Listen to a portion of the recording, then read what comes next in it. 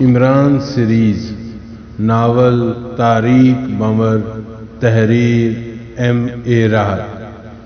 Steamer سمندر کے سینے پر رواں دواں تھا۔ تمام لوگ آبی لباس میں ملبوس تھے، بس وانسو پاؤ کو کھلا رکھا گیا اور اس کے ہاتھوں میں ہتھکڑیاں پڑی ہوئی تھیں اور چہرے پر چوٹوں کے نشانات واضح تھے، جسم پر خون کے کچھ دھبے بھی پڑے ہوئے تھے۔ یہ سارے کام عمران کے تھے۔ عمران نے یہ ہلکا پھلکا سا میک اپ کیا تھا۔ وانسو پاؤ نے اسٹیمر کو اسٹیئر کرنے کا پورا طریقہ بتایا تھا۔ وہ سب کچھ جانتا تھا اور ایک طویل بحری زندگی گزار چکا تھا۔ اسٹیمر انتہائی جدید ساخت کا تھا اور سب سے بڑی خوبی یہ تھی کہ اسے آٹو اسٹیئر کیا گیا تھا اور اس جگہ کا پیمانہ بھی ترتیب دے لیا گیا تھا جہاں اسے پہنچنا تھا۔ یہ بات سب سے زیادہ حیرت ناک تھی اور عمران نے خود اعتراف کیا کہ ایسی شاندار چیز اس نے تصور میں بھی نہیں دیکھی۔ وانسو پاؤ نے کہا، تم اسے نہیں جانتے، بدبختی سے وہ ذہین بھی ہے اور انتہائی اعلیٰ صلاحیتوں کا مالک بھی۔ اس نے جو پیشنک تیار کیا ہے وہ دنیا کی انوکھی ایجاد ہے۔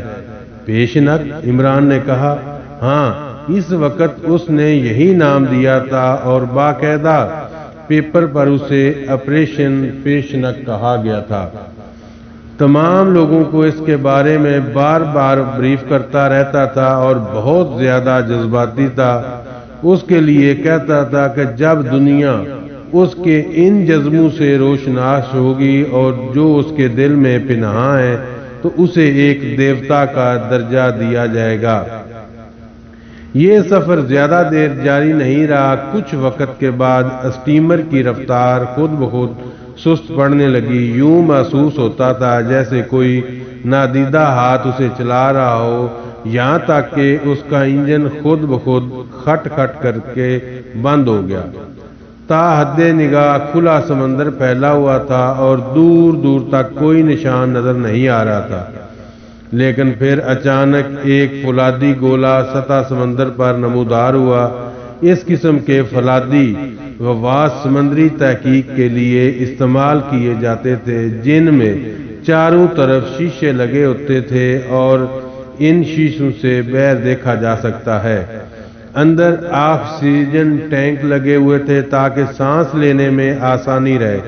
جو فولادی گولا نمودار ہوا وہ بہت بڑا تھا اور سطح سمندر پر آنے کے بعد اس کا دروازہ کھل گیا اور وانسو پاؤ کی ہدایت پر عمران نے اسٹیمر کا انجن اسٹارٹ کیا اور اسے فولادی گولے کے قریب لے گیا۔ تمام انتظامات تھے۔ ایک کمانی باہر نکلی اور اس نے اسٹیمر میں ایک ہک اٹکا دیا۔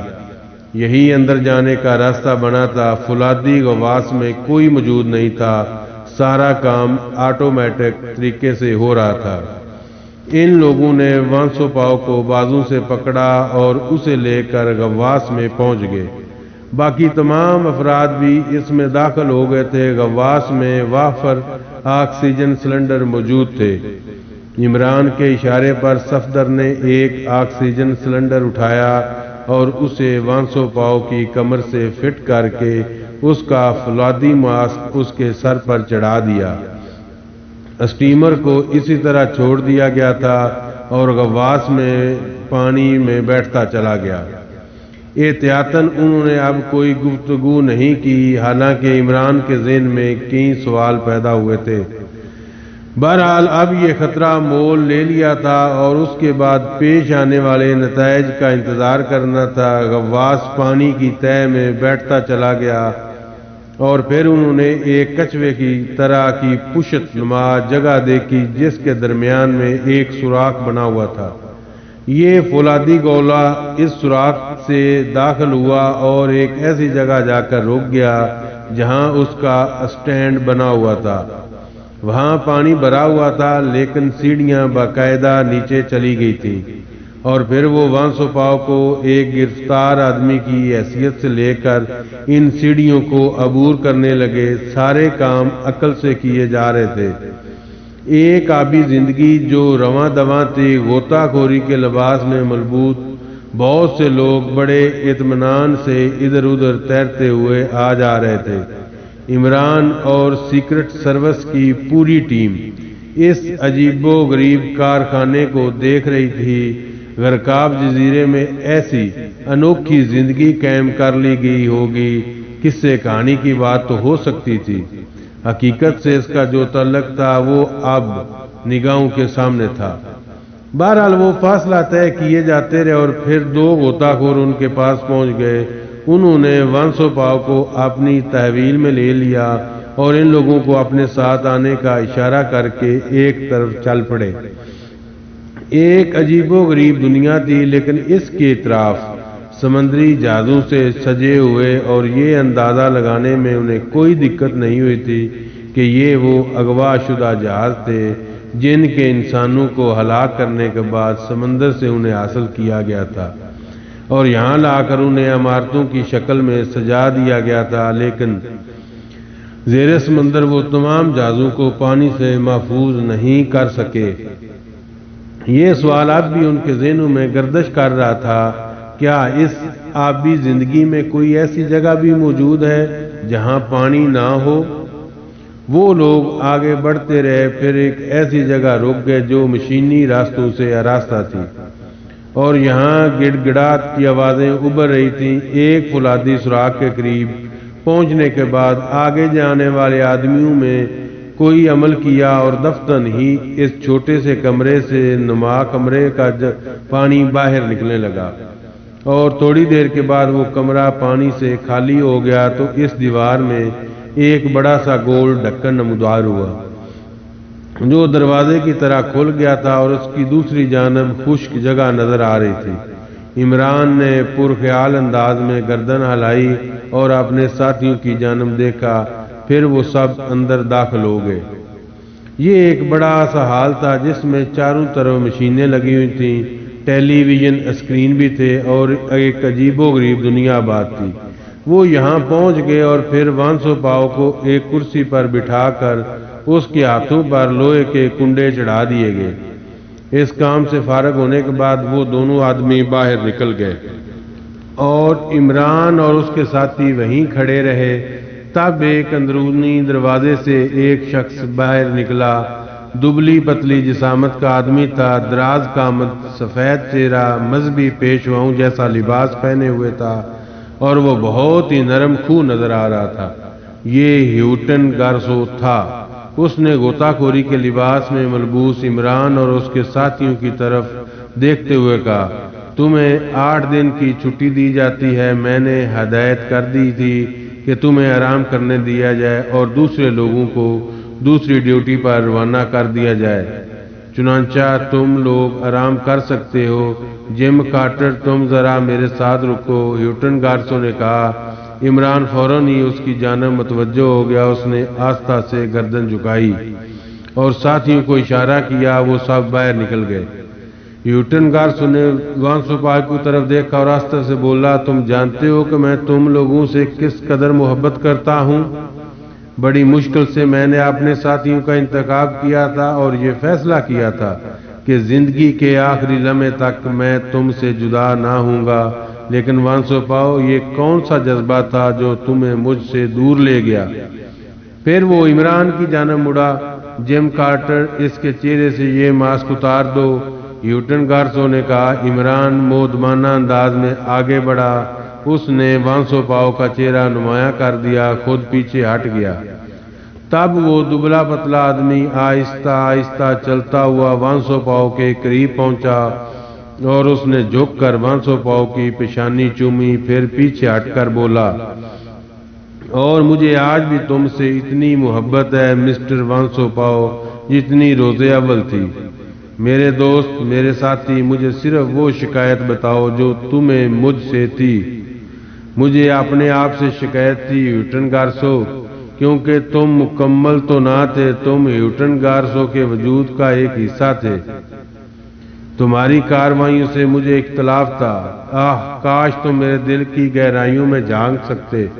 کیا کہوں تم سے کیا کہوں، خیر اب تم آ گئے ہو، اگر تم یہ سمجھتے ہو کہ تمہاری برائیوں کے نتیجے میں تمہیں برائی ہی سے نوازوں گا تو میرا خیال ہے اس وقت بھی تم نے میرے بارے میں غلط سوچا تھا اور آج بھی غلط سوچ رہے ہو۔ مجھے تم سب سے عشق ہے، تم سب میرے لیے اولاد کی مانند ہو، اور جب مستقبل کی دنیا میں تمہاری اولادیں بڑھیں گی اور تم زندگی میں وہ مقام حاصل کر لو گے جو انسان نے انسان سے چھین لیا ہے، تو اس وقت میں موجود ہوں یا نہ ہوں لیکن تم مجھے ایک دیوتا کا درجہ دو گے، ایک عظیم رہنما کا درجہ۔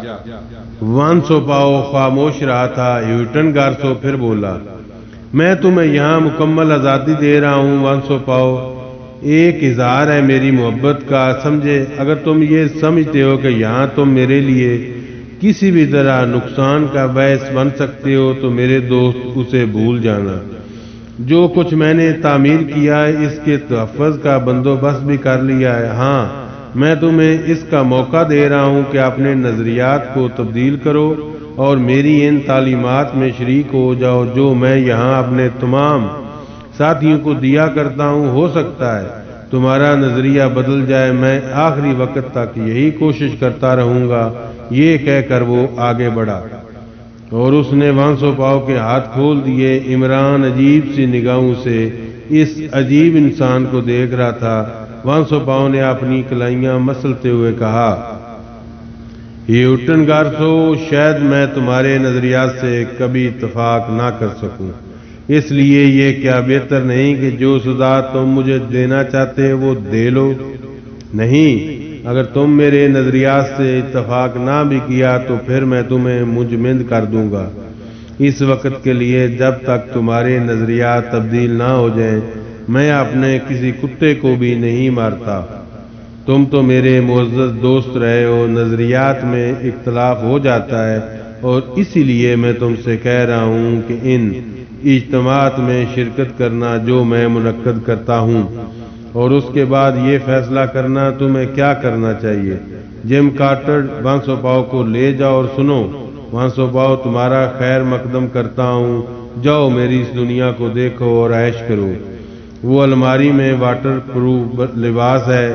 جم کارٹر، تم یہ لباس اپنے دوست کو دو اور اسے یہ احساس دلاؤ کہ تم دشمنی میں نہیں بلکہ دوستی میں اسے یہاں تک لائے ہو۔ وہ لباس رکھا ہوا ہے، یہ وانسو پاؤ کو دے دو۔ ہیوٹن گارسو نے آخر میں عمران کو ہدایات دی اور واپس مڑ کر آہستہ آہستہ چلتا ہوا اسی دروازے سے اندر داخل ہو گیا جہاں سے وہ آیا تھا، اور اس کے اندر داخل ہوتے ہی دروازہ بے آواز بند ہو گیا۔ غالباً یہاں واٹر پروف لباس کے بغیر نہیں رہا جا سکتا تھا۔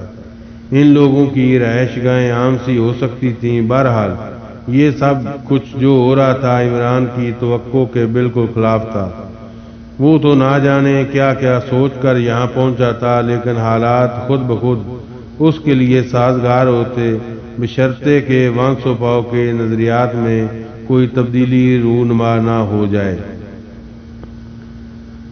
کمال کے لوگ تھے جو اس آبی قبرستان میں سکون کی زندگی گزار رہے تھے، پانی، خاموشی، کسی پر کوئی پابندی نہیں۔ لوگ واٹر ماسک اور آکسیجن سلنڈر پر زندہ تھے۔ دن ہوتا تو کاموں کا آغاز ہوتا، رات ہوتی تو سب ان جہازوں پر آرام کرتے۔ کچھ خشک جگہیں تھیں جہاں وہ زندگی کی دوسری ضروریات سے فارغ ہوتے تھے، لیکن ان مخصوص جگہوں پر صرف مخصوص وقت میں جانے کی اجازت ہوتی۔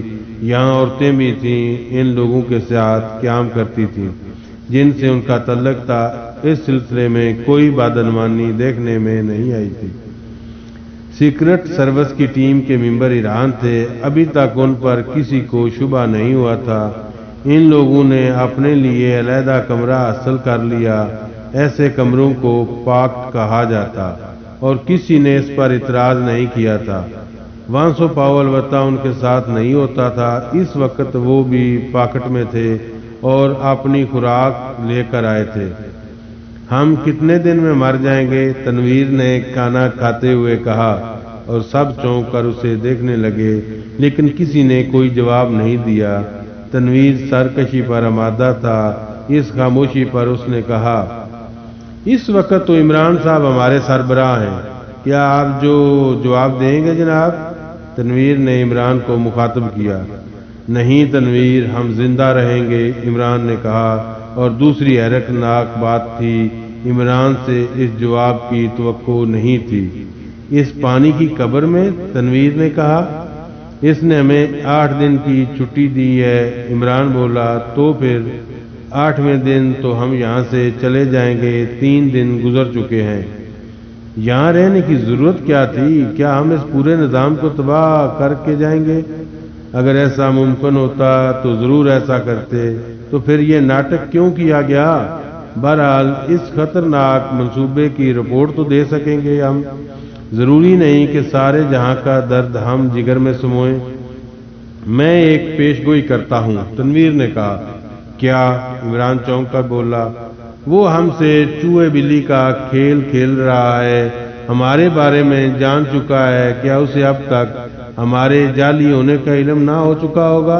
تنویر نے کہا۔ کیسے؟ عمران نے سنجیدگی سے جواب میں پوچھا۔ اس عبادت گاہ میں انہیں اپنے ساتھیوں کی موت کے نشانات ملے ہوں گے؟ نہیں، وانسو پاؤ نے ہر نشان مٹا دیا تھا، انہیں کوئی شبہ نہیں ہوا ہوگا، عمران نے اسی سنجیدگی سے جواب دیا۔ سب کی آنکھیں حیرت سے پھٹی ہوئی تھیں، عمران اس وقت عمران لگ ہی نہیں رہا تھا، وہ جس قدر سنجیدگی سے یہ تمام جواب دے رہا تھا اس کی فطرت اس سے ہم آنگ نہیں تھی۔ کیا یہ واقعی حیرت ناک بات نہیں کہ